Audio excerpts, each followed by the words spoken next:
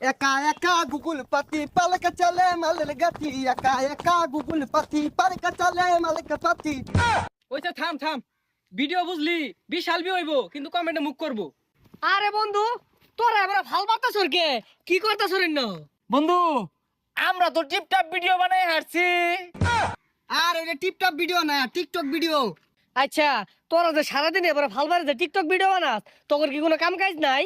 আরে বন্ধু তুই জানোসি না, এই টিকটক ভিডিওর পাশাপাশি আমরা এক একজন বড় বড় ব্যবসা করি না রে। দাহাসর বড় বড় ফ্যাক্টরির মালিক আমরা। আমার তো প্লাস্টিকের ফ্যাক্টরি আছে। আর ওটা ফ্যাক্টরি না, ফ্যাক্টরি হইব। আর আমি বুঝলি মানি এক্সচেঞ্জের ব্যবসাটা করতেছি।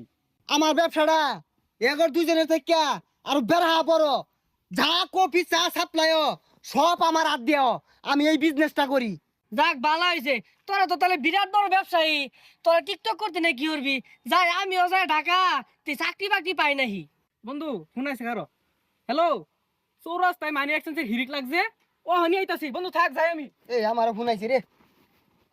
হ্যালো, কি 26টা কফি বাড়াইছি, আলাও ওগুলা সাপ্লাই দিয়ে আরামাইছিস না কি? ব্যাগ নিতাছে গা, আমার আউল লাগবে 22 জন কামলা রাখছি। আইতাছি খারো, কফি বলে সাপ্লাই দিয়ে আরামাইতাছে না। এই যে আমার আইছে। হ্যাঁ, প্লাস্টিকের সংকট। আরে দৈনিকই তো বস্তা ভরে প্লাস্টিক ঢুকাইতাছি না, মানে টাক ভরে বাড়াইতাছি, তাও সংকট কে?